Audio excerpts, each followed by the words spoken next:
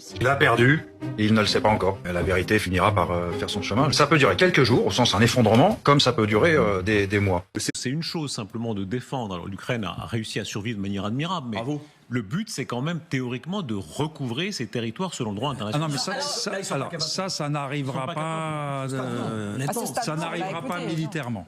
Et je crois qu'il y a ça n'arrivera pas militairement. Militairement, la reconquête est impossible, on le sait depuis 3 ans, quoi que vous disiez. Non, vous avez dit l'inverse, mon général. Non, chacun commet des erreurs, par contre, il faut les reconnaître. On ira me chercher sur LCI. Non, je viens briser un unanimisme. On a toujours dit ici que l'Ukraine allait l'emporter, que c'était une question de ceci, de cela, des avions. On a toujours dit que l'Ukraine n'avait pas les moyens de reconquérir ses provinces. Bonjour à tous.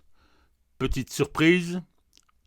Le décor n'est pas le même, c'est celui de ma grotte provençale depuis laquelle je travaille. J'essaye de produire de l'information, de la réinformation que vous me faites l'amitié de suivre. On débute avec l'ineffable Yakovlev et ça n'est pas par hasard parce que je souhaite faire le point de ce qui s'est passé maintenant depuis 3 ans pour nous. 3 ans, c'est le 3e anniversaire de l'intervention russe en Ukraine, de ce bouleversement du monde qui a commencé à ce moment-là. Et je crois qu'il est important de faire à ce stade un petit point. Alors, le titre que j'ai donné à cette partie de la vidéo, il y en aura plusieurs. Le titre que je lui ai donné, c'est menteur, imbécile, menteur, salaud.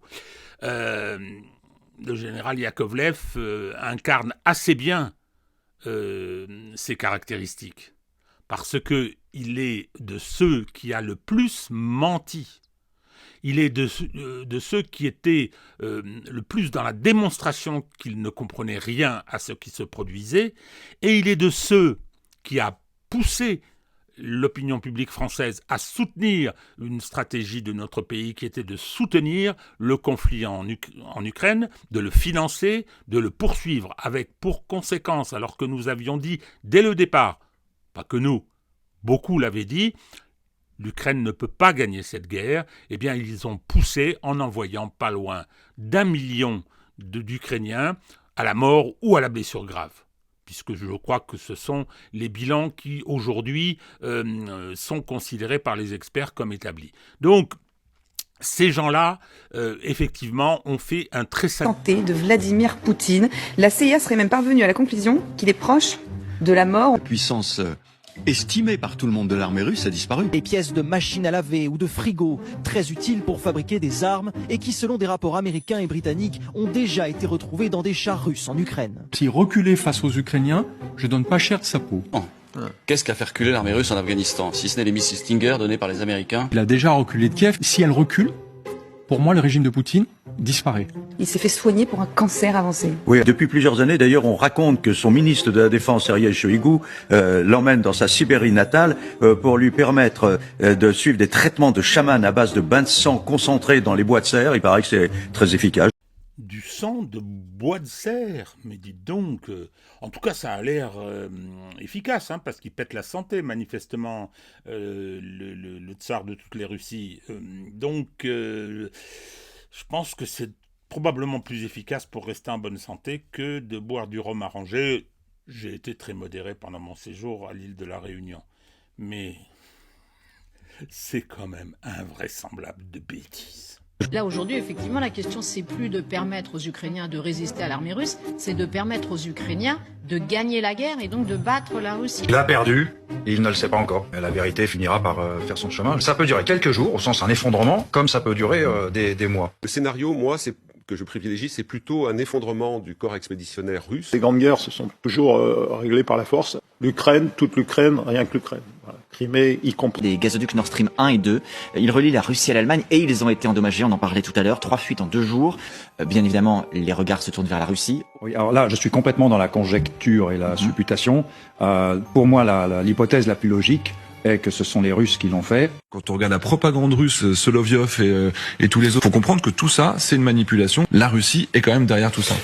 Et c'est nous, à notre place, modestement, nous sommes loin d'être les seuls, mais probablement parmi les premiers, qui avons décidé de lancer un travail de réinformation, d'explication, en essayant de donner les éléments permettant de comprendre ce qui se passait, ou en tout cas d'appréhender le réel tel qu'il était, et non pas tel que cet appareil médiatique, alors moi je m'arrête à l'appareil médiatique français, mais c'était pareil dans tout l'Occident, cet appareil médiatique nous décrivait un réel qui n'existait pas. Alors, aujourd'hui, et c'est une des raisons pour lesquelles je considère que c'est intéressant de faire le bilan, puis j'aurai d'autres sujets que j'aborderai avec vous un peu plus loin dans cette vidéo, c'est que, je ne vais pas utiliser ce terme en disant on a gagné, ça ce serait un peu ridicule, mais nous avions raison.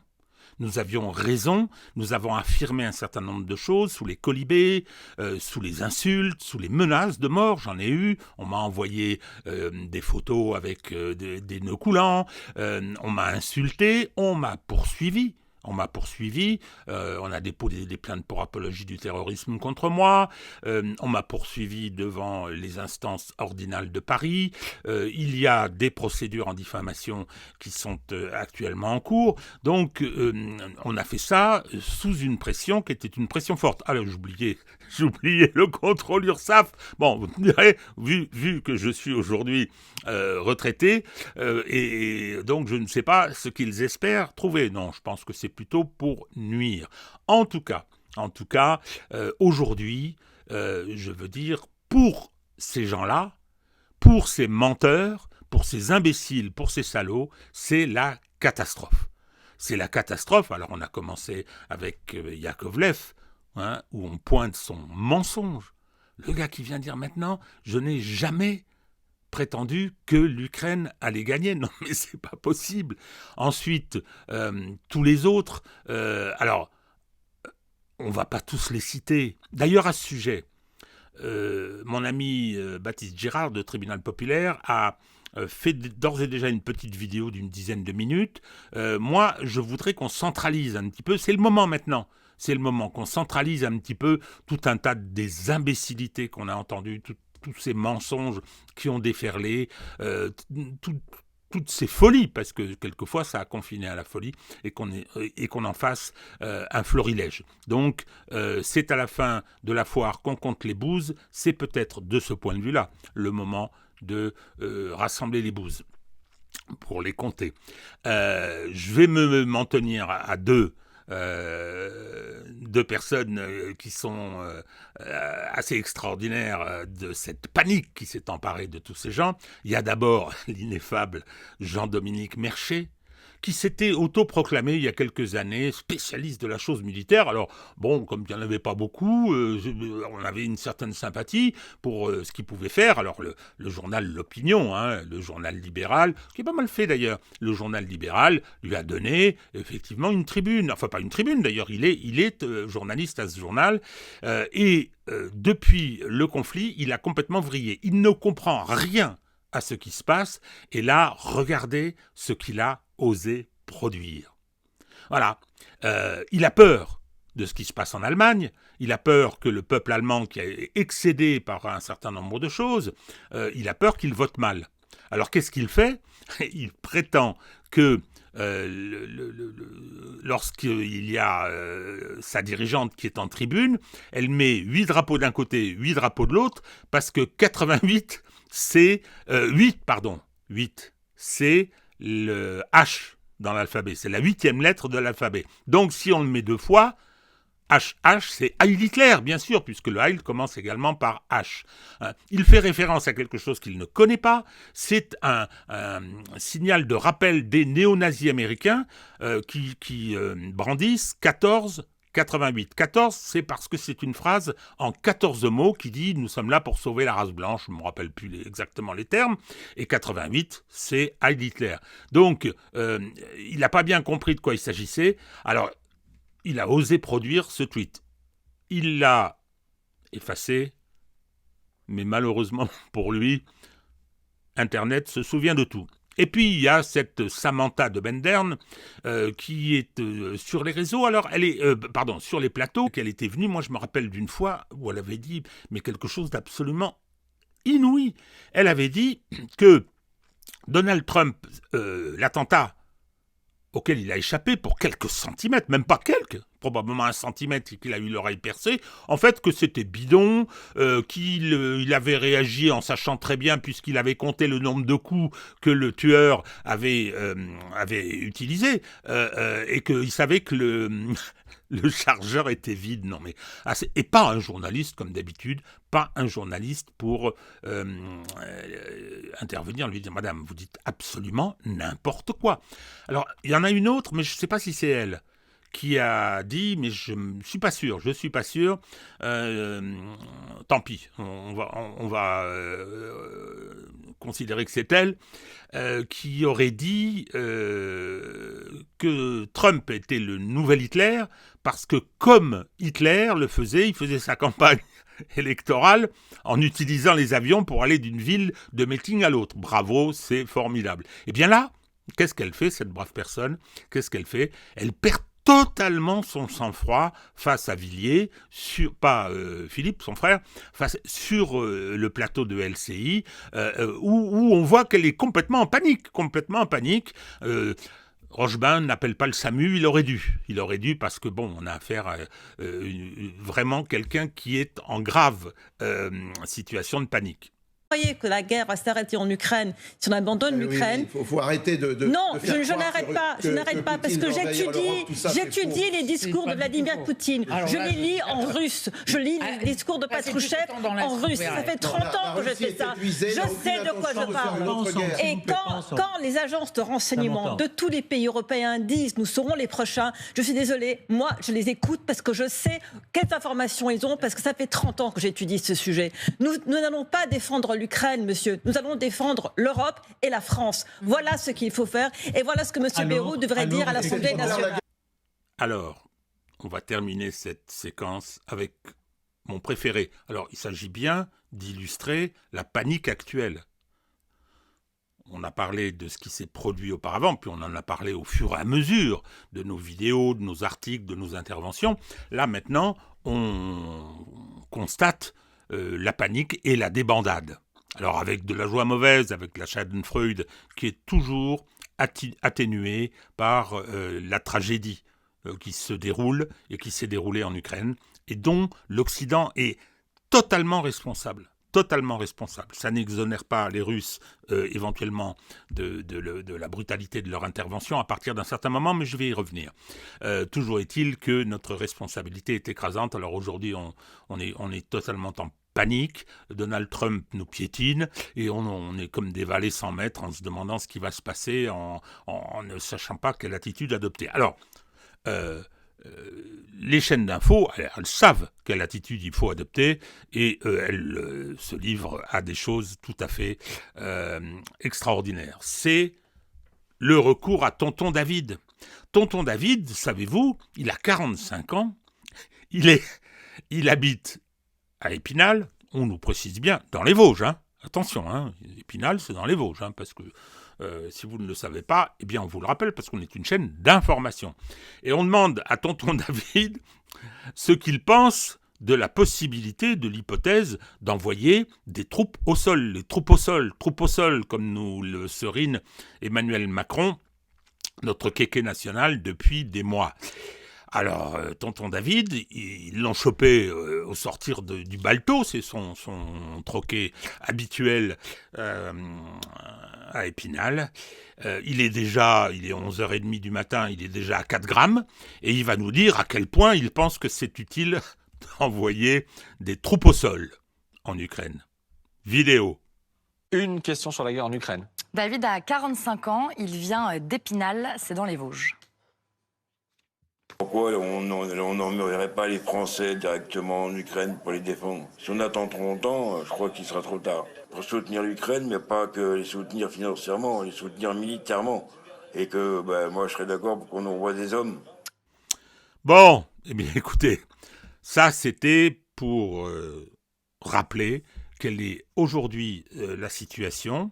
Nous avons fait pendant 3 ans un boulot difficile de réinformation, qui était une forme de résistance à une pression tout à fait énorme. Nous avons eu raison de le faire. Nous avons eu raison de le faire. La preuve, le mensonge prend l'ascenseur, la vérité prend l'escalier. Eh bien, nous, on a aidé à monter les escaliers. J'insiste, je suis pas fou, je suis pas mégalomane. À notre place.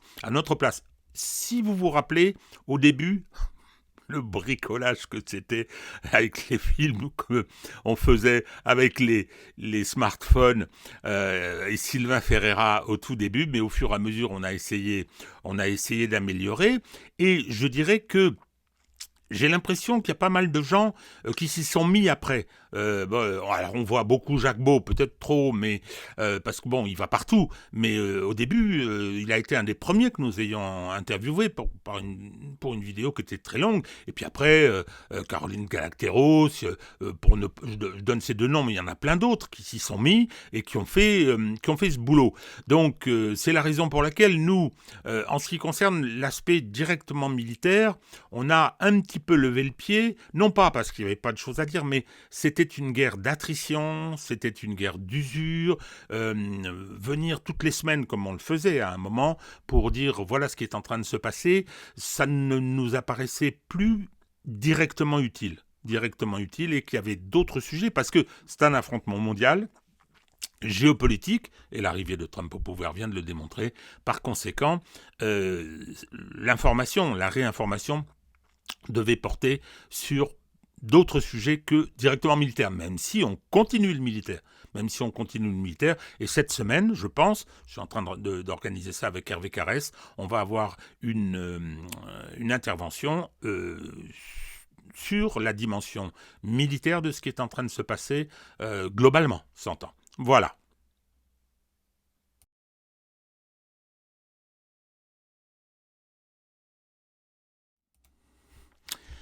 Dès le début de l'intervention russe, nous avons avancé plusieurs choses. D'abord que c'était une guerre provoquée par la stratégie des États-Unis, suivie en cela par l'Occident, que la guerre était inévitable dès lors que à la fin de l'année 2021, les Russes ont produit ce mémorandum dans lequel ils ont demandé la mise en place d'un système de sécurité collective écrit, et que les Américains n'y ont même pas répondu, ne l'ont pas considéré. Dès ce moment-là, compte tenu du fait que l'Ukraine de Zelensky préparait une offensive contre le Donbass, dont on sait très bien les formes qu'elle aurait prises, des formes d'extermination, comme ça s'était déjà produit auparavant, eh bien, la guerre devenait inéluctable, et ça n'est pas une guerre d'agression non provoquée, c'est une guerre d'agression provoquée. Ça, dès le début, nous avons, face au déferlement, nous avons dit, c'est un changement d'air, c'est un événement tout à fait essentiel qui est en train de se produire, et probablement que nous allons voir la fin de la globalisation comme forme moderne de la domination occidentale. La fin d'une période historique longue qui a commencé il y a 500 ans, mais qui s'est surtout accélérée avec la révolution industrielle anglaise au milieu du XVIIIe siècle et qui ont amené l'Occident à dominer le monde au XXe.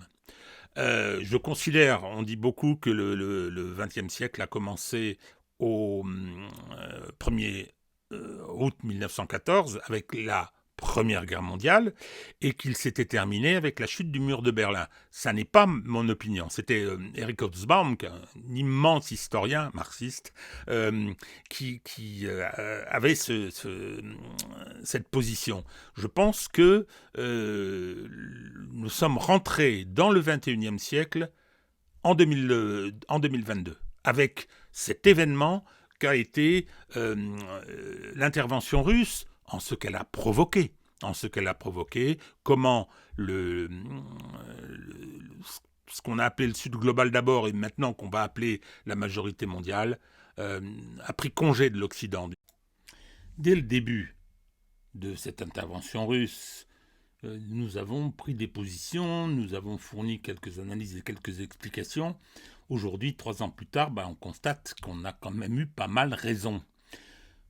Article que j'ai publié sur le blog Vue du droit le 24 février 2022. Commencé par ces mots, je les lis. L'intervention militaire russe en Ukraine constitue une surprise et il est nécessaire d'apporter quelques compléments à l'article que nous avons publié il y a 2 jours. Donc c'était au moment où la tension montait. Nous entrons probablement dans une phase d'accélération comme l'histoire, avec un H majuscule, en a toujours connu, mais qui plonge justement dans un inconnu difficilement prévisible. Voilà, c'était le sentiment qu'on assistait à un événement historique. Donc, confirmation de cette analyse, le 5 mars 2022, 9 jours plus tard, avec un article titré « Le spectacle de la fin du monde ancien ». Donc, pointant dès ce moment-là l'importance historique de ce qui se produisait et de la probable incapacité de l'Occident de mesurer ce qui se passait, du fait d'une analyse, c'était les termes que j'utilisais, d'analyse obscurcie par l'arrogance inconsciente de ce que l'on appelle l'occidentalisme, qui fait que l'Occident, plutôt que de voir le danger que recelait pour lui cette situation, a foncé en y voyant un effet d'aubaine et une opportunité pour parvenir enfin à son objectif, celui qu'il met en œuvre, sous direction des États-Unis déjà depuis longtemps, la volonté d'abattre le régime de Vladimir Poutine et de démanteler la Russie. Mauvaise pioche. Et c'est le deuxième aspect que nos dirigeants n'ont absolument pas vu, c'était ce qui se passait aux États-Unis à ce moment-là.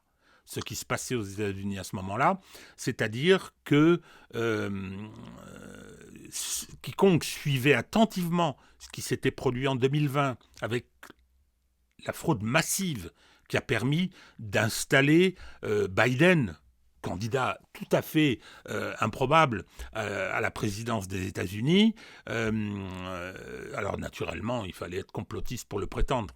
Quelques titres à faire valoir en matière de droit électoral, en matière d'élection, pour dire, en ayant étudié le dossier très très attentivement, qu'il y a eu des fraudes. D'ailleurs, les chiffres de 2024 les ont démontrés. Les chiffres de 2020 étaient de ce point de vue-là aberrants. Mais il y a tout ce qui s'est passé après. Tout ce qui s'est passé après, la façon dont le système du blob, pas le blob washingtonien s'est livré à une incroyable chasse à Trump, avec y compris une tentative d'assassinat qui a failli réussir. Moi, je veux bien que ce soit un loup solitaire, mais enfin, la façon dont le Secret Service l'a protégé était pour le moins désinvolte. Et quand on lit les dissidents américains, on constate que, qui sont en général, pour beaucoup, je pense à Larry Johnson, mais qui sont en général d'anciens ou militaires ou agents de la CIA, c'était leur opinion. Donc, effectivement, Donald Trump a subi un certain nombre de choses et il a quand même pu mener sa campagne et on voyait bien ce qui était en train de se passer. Il n'y avait que les journalistes français aveuglés par leur haine de Trump, irrationnelle d'ailleurs, ça ne les concerne pas directement, et totalement militants de la cause démocrate pour penser que Kamala Harris pouvait être élue.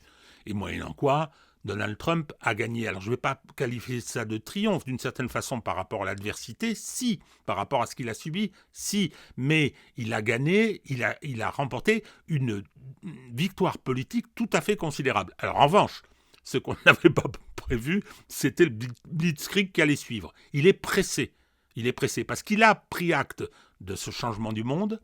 Rubio, son ministre des Affaires étrangères, je l'appelle comme ça, c'est plus pratique, l'a précisé, terminer le monde unipolaire, multipolarité. Mais c'est nous qui allons quand même être les plus forts. Alors il n'a pas dit le diriger, mais on sent bien qu'il y a de ça. Et donc Trump, qui veut créer les conditions permettant d'emprunter cette voie géopolitique et stratégique, il est pressé, donc il fait un ménage assez ahurissant. Il veut se débarrasser des guerres qui sont des guerres parasites pour ce qu'il a à faire, et puis alors il fait le ménage chez lui. Alors bon, face à ça, bien évidemment, on a une certaine Schadenfreude, parce que quand on apprend qu'on a été militant toute sa vie, militant anti-impérialiste, quand on apprend que l'USAID est démantelé, que la CIA et la NSA vont passer sous le contrôle de Tulsi Gabbard, que Radio Free Europe et puis l'autre, je ne sais plus comment elle s'appelle, vont être fermés, on boit du petit lait. On verra ce que ça donne. Alors, pour cet aspect, et ce titre, nous avions raison.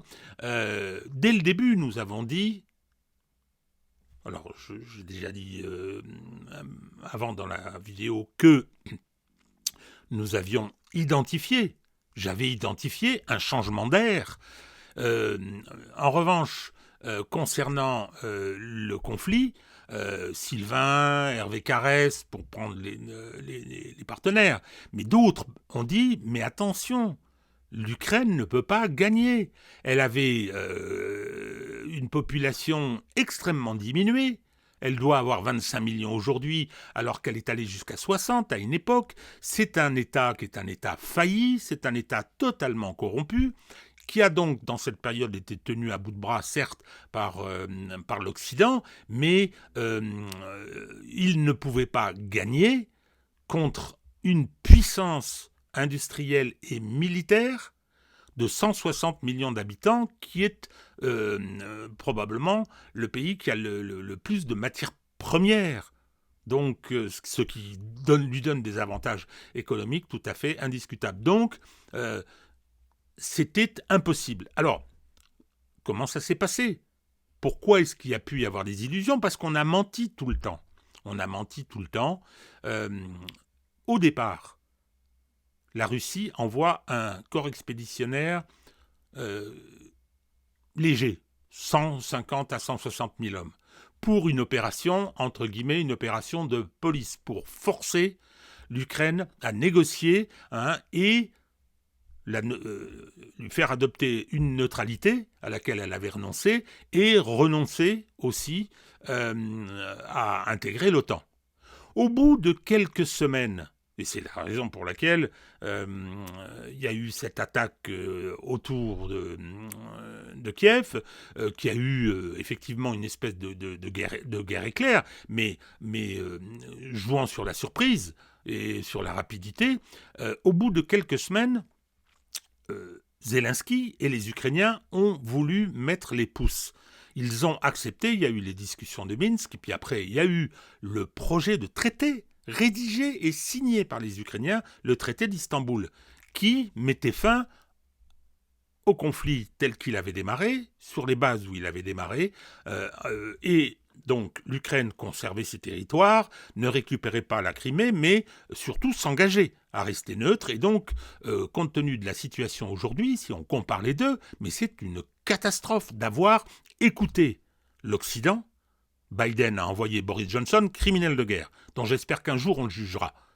Je ne me fais pas beaucoup d'illusions quand on voit comme que George Bush va probablement mourir dans son lit, comme les membres de son gang qui ont attaqué l'Irak avec lui, avec les conséquences qu'on connaît. Mais Boris Johnson vient et dit à Zelensky, à coups de milliards, y compris dans les poches directement de Zelensky, qui est un corrompu, mais jusqu'à l'os, eh bien, on va vous aider, ne signez pas la paix, on va réussir à faire ce que Bruno Le Maire a dit, mettre l'économie russe à genoux, et puis, comme ça, le peuple russe excédé va renverser Poutine. Bravo, joli calcul. C'est une catastrophe pour l'Ukraine. C'est ça qui s'est passé. Il n'y a pas eu de victoire ukrainienne, il faut être sérieux. Lorsque les Russes se sont retirés de Kharkov pour rectifier leur ligne, lorsqu'ils ont évacué Kherson, ou Kherson, je ne sais pas comment on le prononce, Hervé Carès a toujours dit, c'est l'événement important de cette guerre. Hein, c'était un retrait en bon ordre, parce que la position russe était vulnérable, et que les Russes savaient très bien que, à la demande de l'Occident, l'Ukraine allait faire une soi-disant contre-offensive. Donc, ils sont passés de l'autre côté du Dniepr, et puis ils ont attendu, et ils ont broyé la contre-offensive ukrainienne, dont sur les plateaux on disait tous les jours « Ah, ils vont gagner, ah, ils vont l'emporter, etc. » toutes les bêtises qu'on a pu entendre. Et puis après, il y a eu les différentes villes qui sont tombées, après des combats durs, et puis surtout, la guerre a changé de nature. Elle a changé de nature parce que c'est une guerre du XXIe siècle. Ça, personne ne l'avait vraiment prévu. Le rôle des drones, la puissance de feu, l'hypersurveillance du front, qui fait que les Russes, alors je l'ai dit à plusieurs reprises, mon expression est assez vilaine, les Russes font durer le plaisir. Ils ne sont pas pressés, les Russes. Ils ne le sont toujours pas d'ailleurs. C'est pour ça que Donald Trump va peut-être avoir quelques soucis pour la mise en place du traité qu'il envisage, du traité de paix qu'il souhaiterait voir réalisé, signé, lui-même étant débarrassé de ce conflit. À l'américaine, hein. On déclare la paix, on signe un traité comme avec le Vietnam, où on passe des accords comme Trump l'avait fait avec les talibans, puis hop, à un moment on fout le camp.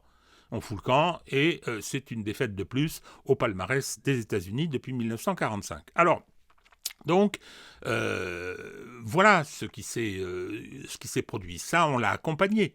On l'a accompagné et on a essayé de faire comprendre que le conflit était une catastrophe pour les Ukrainiens, mais allait être aussi une catastrophe pour l'Occident. Ça ne nous réjouit pas. Moi, je suis un occidental. Je suis issu culturellement de la civilisation gréco-latine, pas judéo-chrétienne. Ça n'existe pas. Mais la civilisation gréco-latine, j'appartiens à l'Occident. J'aime mon pays. Je suis un véritable patriote. Et de voir la situation dans laquelle il s'est mis, avec des dirigeants de rencontres totalement ineptes, incompétents, corrompus, c'est une catastrophe. Et celle-là, on l'a annoncée. On n'a pas joué les Cassandres, on a essayé d'être rationnel, on a essayé de convaincre. Hein. Alors, je suis en train de parler de ce qu'on a fait. Je ne me fais pas d'illusions, ça doit être la 3e ou 4e fois que je le dis. À notre place, je ne veux pas être immodeste ni mégalomane. Il y en a suffisamment actuellement dans l'actualité. Donc, non, mais c'était ce que je voulais faire. Puisque, bon, c'est un peu moi qui l'ai organisé. C'est que, effectivement, j'ai décidé de mettre mon énergie, celle qu'il me reste, de mettre mes moyens, mes facultés, avec votre aide d'ailleurs, avec votre aide, mais on va en parler un peu plus loin de cet aspect des choses, au service de cette cause-là.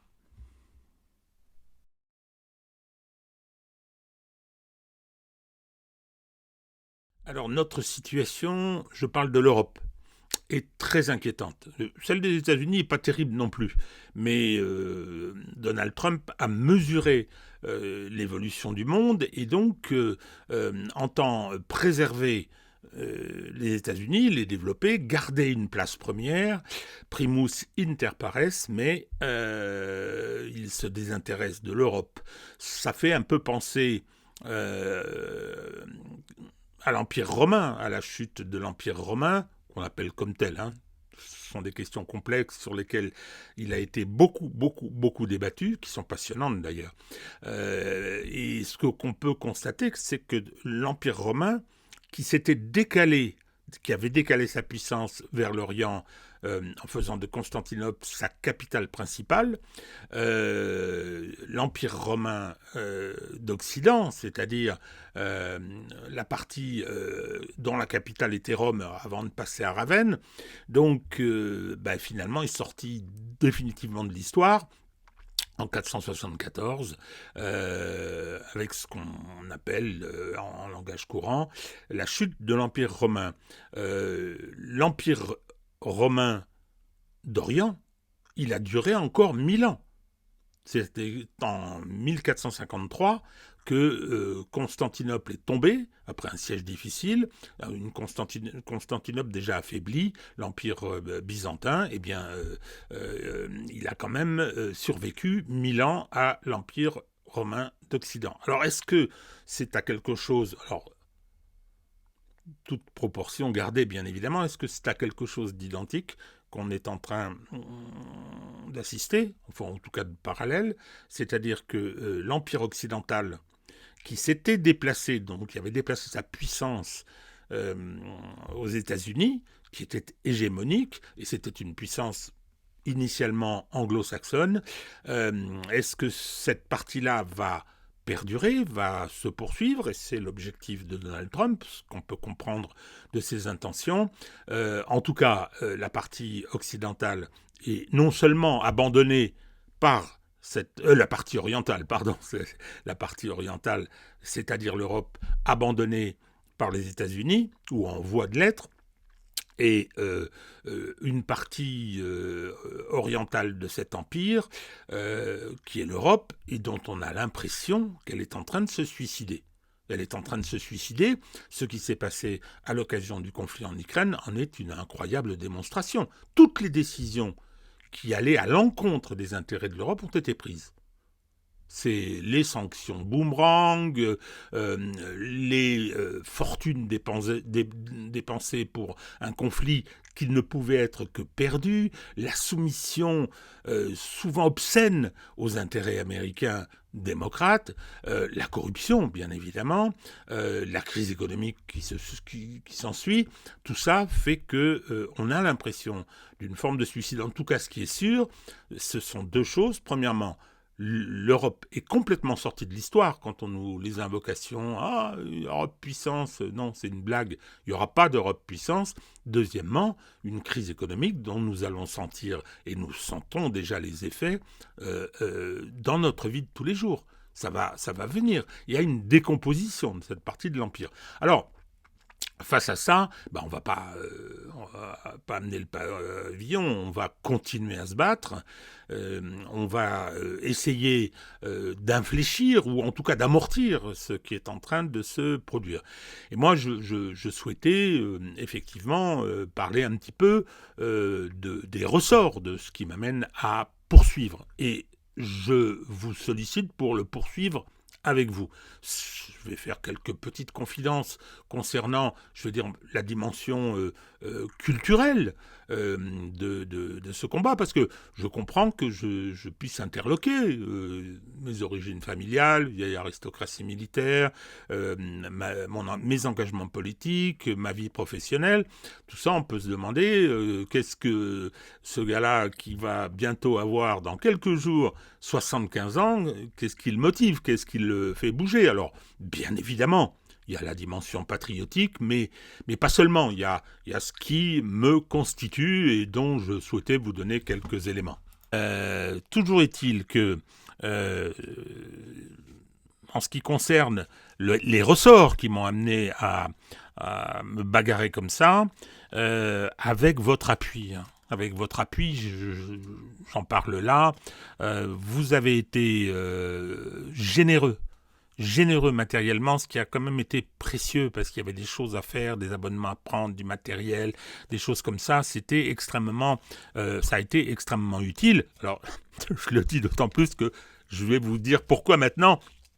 Je vais remettre cette question sur le devant parce que je pense qu'il va falloir revenir sur cette question des financements matériels. Le problème étant que non seulement ça a été précieux sur le plan matériel, mais également moral. C'est quand je vois que les gens font des sacrifices, les gens prennent sur leur argent qu'ils auraient pu consacrer à autre chose pour aider à ça, c'est une reconnaissance qui est véritablement extrêmement importante, qui chez moi provoque beaucoup d'émotions parce que j'ai tendance, ce qui est normal, à trouver naturel de brailler, de me bagarrer. Je l'ai toujours fait, donc bon. Et puis je vais en parler un petit peu là. Mais le fait que des gens soient reconnaissants, des gens soient contents, au point d'aider de cette façon-là, apprécient ce qu'on fait, c'est quelque chose d'extraordinairement important. Le mot extraordinaire, c'est, pour ce qui me concerne, c'est celui que j'entends utiliser. Alors, pourquoi est-ce que je fais depuis quelques années ce travail de publiciste, au sens, ce travail éditorial qui a pris une tournure vidéo YouTube avec la guerre en Ukraine? Pourquoi est-ce que, alors que je vais avoir dans quelques jours 75 ans, c'est pas mal, c'est 3/4 de siècle, mais que je constate que mon énergie est intacte et que j'entends continuer. J'entends continuer de me bagarrer, de formaliser des choses que les gens ressentent, mais sans peut-être avoir la formation, avoir les caractéristiques qui permettent de s'exprimer, la légitimité aussi, parce que bon, moi j'ai une vie construite. Quand je parle de 75 ans, j'ai laissé quelques traces quand même dans mon activité qui fut toujours, c'est très important, qui fut toujours une activité engagée pour la cité. C'est ce que je disais, je n'ai pas choisi le métier d'avocat par hasard, c'est parce qu'il avait une importance dans la vie de la cité. Donc, quelques confidences qui n'en sont pas, ce sont simplement des réflexions sur l'opinion que j'ai de ce qui me fait bouger, des ressorts qui m'amènent à m'engager comme cela et à souhaiter continuer à le faire. C'est naturellement une question d'éducation. C'était Saint-Ex qui disait « je suis de mon enfance », moi aussi, et j'ajoute « on n'échappe pas à ce qu'on est, on n'échappe pas à ce qui nous a constitué, ce qui nous a été appris dans l'enfance ». Ça laisse des réflexes, ça laisse des attitudes, ça laisse des comportements qui vous suivent toute votre vie. J'ai l'expérience d'une vie déjà assez longue. Bien, donc c'est une éducation qui mettait au devant les valeurs de service et les valeurs de devoir. La notion de devoir en particulier, alors j'ai été élevé dans les années 50 où l'ombre portée d'Édouard de Castelnau, le général de la Grande Guerre, était extrêmement importante avec la dimension devoir et sacrifice, les 3 morts de la Première Guerre mondiale, les 3 morts de la Deuxième, donc tout ça était, je le reconnais, un peu pesant. Bon, moi je n'ai aucun compte à régler avec ça, je sais l'importance que ça pouvait avoir, mais ce que je sais aussi, c'est que par la suite, ça a joué. Ça a joué dans la façon de se comporter, dans la façon de voir les choses, dans l'honneur qu'on mettait à certaines attitudes. Donc voilà, ce sont des éléments qui sont profonds et qui jouent et qui expliquent. Tout ça n'a rien d'extraordinaire, c'est une réalité qui est celle de la mienne propre. Alors, ce que je veux dire, c'est que moi, je n'ai pas été un rebelle. On peut le penser, on dit, voilà, il a rejeté son éducation, il est athée, donc il a rejeté la religion. Non, je n'ai de compte à régler avec personne à ce sujet. Cette éducation, c'était la mienne, c'était l'époque, au moment où elle m'a été donnée. La religion, je n'ai pas la grâce de la foi, non, je ne regrette pas d'ailleurs, mais je n'ai pas de compte à régler avec cette religion, je n'ai pas de mauvais souvenirs, je dirais même au contraire, parce que je la trouve assez passionnante. Donc voilà, je vis avec ce qui m'a constitué. Alors, je vais donner 2 petits exemples qui illustrent un petit peu cet aspect des choses. D'abord, un extrait tout petit d'une chanson d'Albin de la Simone, une assez jolie chanson, qui n'est pas toute jeune, qui a une petite quinzaine d'années, et dans laquelle le petit bourgeois, qu'il est sociologiquement, exprime son inquiétude de ne pas être à la hauteur de la vie qui s'offre à lui. Et donc, il y a un petit passage que je vous propose. Le poids de mon nom ridicule ce fantôme à particules qui avance quand je recule. Eh oui, le poids de ce nom ridicule. Alors, bon, on va me répondre, ah ben non, votre nom n'est pas ridicule, de Coya, de Castelnau, etc. Mais on peut le vivre comme il le fait. Le poids de ce nom ridicule, de ce fantôme à particules qui avance quand je recule. Moi, je suis désolé, quand je l'ai entendu, je me suis dit, tiens, v'là un frère, quoi. Bon, parce que ça a joué. Et à propos de nom, justement, c'est ma deuxième anecdote. Mon père était militaire de carrière, officier supérieur, et il s'intéressait beaucoup à la politique. On imagine son positionnement politique. Il était très anticommuniste. Mes engagements ne lui ont pas fait nécessairement plaisir. Mais il les a parfaitement acceptés et assumés, même quand il prenait un tour public, il m'en a jamais fait le reproche. Et il s'intéressait à la politique, et un jour il m'a appelé parce que après des élections européennes, où pour la première fois le Front National était passé devant le Parti communiste, il y avait eu des conséquences au sein du Parti communiste, des divisions, des débats assez furieux, et ça l'intéressait. Il m'avait appelé pour me demander ce qui se passait. Alors, je lui avais décrit un petit peu les affrontements, et il m'avait demandé à ce moment-là, et toi là-dedans? Et donc, je vous voyais mon père, je lui ai répondu prudent. Vous savez, moi, bête et discipliné. Et il m'a répondu froidement, quand on porte ton nom, on est discipliné. C'est pas à l'endroit politique qui me convient, mais c'est pas pour être indiscipliné. J'avais été effectivement assez frappé par cette réponse. C'est une anecdote familiale, mais qui en dit pas mal quand même. Voilà, c'était ce que je souhaitais vous dire. Ce rapport à la notion de devoir, devoir, c'est pas parce qu'on a donné l'ordre, mais c'est ce qu'il doit être fait. Si on veut rester cohérent avec soi-même, si on veut continuer à se respecter, eh bien, il faut accepter ses ressorts et faire ce qu'on doit. Voilà.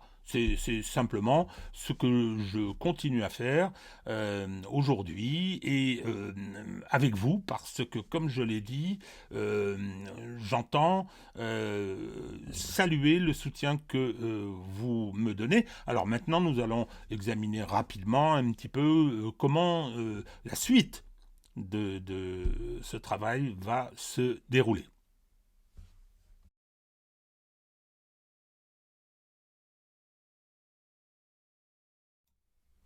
Bon, alors, dernière partie de cette vidéo que j'ai donc enregistrée à ce moment précis, face à ce qui est en train de se produire, cet événement considérable, historiquement considérable, qui voit la majorité mondiale continuer sa marche en avant, les États-Unis prendre acte de cette nouvelle situation et prendre les mesures de façon accélérée avec un personnage particulier au plan politique, c'est le moins qu'on puisse dire, et même au plan humain, pour s'adapter à cette nouvelle situation et rester non pas hégémonique dans l'unipolarité, mais primus inter pares, premier entre les pairs, dans ce nouveau monde multipolaire. Les autres étant les grandes nations qui sont des États-civilisations, je pense les Russes bien sûr, mais surtout les Chinois et n'oublions pas les Indiens. Donc, pour affronter cette période où, malheureusement, l'Europe à laquelle nous appartenons est en train, à toute allure, de sortir de l'histoire. Elle va sortir de l'histoire d'autant plus vite que nous ne serons pas capables de freiner cela et de nous débarrasser des gens qui nous y emmènent. Ça, c'est quelque chose de tout à fait important. Nous allons vers des temps compliqués, des temps difficiles, économiquement, politiquement, on a un État qui est complètement encalminé, dirigé par un psychopathe, avec un Premier ministre qui est une espèce d'ectoplasme sans colonne vertébrale, embarrassé par des scandales assez infects d'ailleurs. Je l'ai déjà dit à plusieurs reprises, ce que je pensais de son attitude et ses mensonges aujourd'hui. Donc, ça va pas être évident. Et ce d'autant qu'on est dans une Union européenne qui est très divisée. Il faut pas se tromper. On a des pays baltes qui sont des petites principautés, qui sont des bellicistes furieux, qui veulent nous emmener à la catastrophe. On a des pays d'Europe centrale qui n'ont aucune envie de nous suivre dans des aventures militaires. On a une Grande-Bretagne qui est en train de s'effondrer, quand M. Starmer dit « Ouais, on va faire ceci militairement, on va envoyer les hommes, ils n'ont plus rien. C'est un État policier qui ne sait plus comment maîtriser une situation liée à l'immigration et à la façon dont ils l'ont traitée. Ils ne savent pas comment s'en sortir. Donc oui, les premiers ministres passent, tous plus stupides les uns que les autres. Donc le dernier, Keir Starmer, mais enfin c'est une calamité ambulante. Donc, nous, c'est pas mal non plus. Donc, nous allons avoir des moments difficiles, parce que ces gens-là, en plus, ils vont, ils vont tout faire pour conserver le pouvoir. Ils sont prêts à tout. Faut pas se raconter d'histoire. Quand on dit, oui, le fascisme arrive, c'est le fascisme 2.0 aux États-Unis, etc., je ne sais pas la tournure que ça peut prendre aux États-Unis, mais je sais celle qu'elle prend chez moi. Et celle qu'elle prend chez moi, c'est effectivement toujours plus de répression, toujours plus de méthodes liberticides, toujours plus de censure. Et par conséquent, ce combat, il va falloir qu'on le mène. Parce qu'il faut que ces gens, on les empêche de nuire. Alors, je ne suis pas en train de dire appel à l'insurrection, c'est grotesque. C'est grotesque, puis je n'ai pas assez l'âge de sortir dans la rue avec des fourches. Bien, donc, non, il faut qu'on les combatte, il faut construire des rapports de force politique, il faut expliquer, faire comprendre un certain nombre de choses. Chacun à sa place. Et dans ce combat, il va y avoir un certain nombre d'impératifs. Et la question juridique et judiciaire est tout à fait importante. Je n'entends pas m'y limiter, bien évidemment. Je n'entends pas m'y limiter. Je fais la démonstration que je n'étais pas fermé, loin de là, avec la dimension militaire, mais aussi en invitant des gens à venir s'exprimer, mais sur la question juridique et judiciaire, qui est mon lieu d'énonciation principal, celui où j'ai une expertise et une légitimité que je crois difficilement contestable. Eh bien, ce domaine va être un enjeu très fort, parce que la justice et le soi-disant état de droit vont être les terrains de l'affrontement. La justice aujourd'hui est l'outil principal de ce qui est mis en place dans ce pays. La justice a fait élire Emmanuel Macron, elle le protège, la justice protège la corruption du plus haut niveau de l'État, la justice ne remplit pas ses missions. Dès lors que le peuple souverain essaye de s'exprimer, le reste du dispositif d'état de droit, et je pense au Conseil d'État, je pense au Conseil constitutionnel, verrouille l'expression de la souveraineté populaire. Donc nous courons de ce point de vue un danger. Et ce danger, il faut le combattre. J'entends le combattre en réinscrivant, bien évidemment, comme je viens de l'expliquer, cette dimension-là à un combat plus général, sachant que c'est le mien, c'est celui de ma légitimité. Donc, il n'est pas question de s'arrêter à ça, mais j'entendais mettre l'accent sur cet aspect des choses. Alors, je vais avoir besoin de vous. Alors toujours, bien évidemment, les soutiens, les likes. Je vous demande effectivement de venir, de nous soutenir, de me soutenir. Mais je pense que la question matérielle redevient importante. importante parce que je vous ai parlé de mon âge, mais c'est plutôt la solitude qui est à l'origine de ce constat. Dans ce combat qui va être plus dur, que celui que nous avons mené depuis 3 ans, je sens que je peux m'essouffler.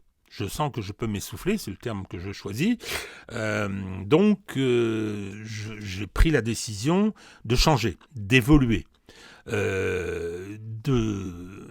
mettre en place des coopérations, des sous-traitances techniques, par exemple, de changer de logiciel, de prise de vue, pour pouvoir disposer de facultés plus importantes, comme d'autres le font. Je pense par exemple à Alexis Poulain, avec lequel j'en ai déjà discuté, mais il y a ça, mais d'autres choses encore. La mise en place de réseaux, peut-être parfois avec l'étranger, je pense à l'Asie en particulier, pour qu'on puisse garder le contact avec ce monde qui bouge. Tout ça va nécessiter des moyens. Des moyens de partenariat, de coopération avec des gens qu'il va falloir honorer, des moyens techniques qu'il va falloir acquérir. Donc, je vais avoir besoin de ce soutien. Donc, je m'adresse à vous, vous l'avez déjà fait. Il y a la cagnotte Tipeee, je n'entends pas mettre en place autre chose. Alors parfois on me dit Patreon, ceci, cela. Bon, moi je suis sur Tipeee, j'y reste, ça fonctionne. Alors il y a une commission peut-être, mais c'est facile à gérer ensuite. Ceux qui veulent passer par d'autres voies le font, l'ont fait et vont le faire. Il y a, lorsque chaque vidéo est publiée, il y a les références du compte Tipeee, mais il y a aussi les références des adresses e-mail auxquelles on peut s'adresser. On peut faire des virements directs si on le souhaite. Donc voilà, je viens tendre la sébille parce que je pense que c'est quelque chose de très important pour changer de braquet. La vérité prend l'ascenseur. Non, c'est le contraire. Ah, ça y est. Le mensonge prend l'ascenseur. La vérité prend les escaliers. Eh bien, nous avons des marches à monter. Et monter des escaliers en courant, ça peut effectivement essouffler. Donc, j'ai besoin de vous. C'est pas une démarche facile, vous savez, de demander comme ça. On essaie de motiver. Il y a un rapport à l'argent, et je parlais tout à l'heure de ces questions d'éducation. Pas beaucoup appris dans mon jeune temps, dans mon enfance, à respecter l'argent. C'était non, l'argent c'est pas bien, c'est pour les bourgeois l'argent. Donc bon, je pense que c'était vrai en plus. Donc voilà, c'est pas une démarche facile, je la fais parce que je compte sur vous et puis parce que vraiment j'entends continuer.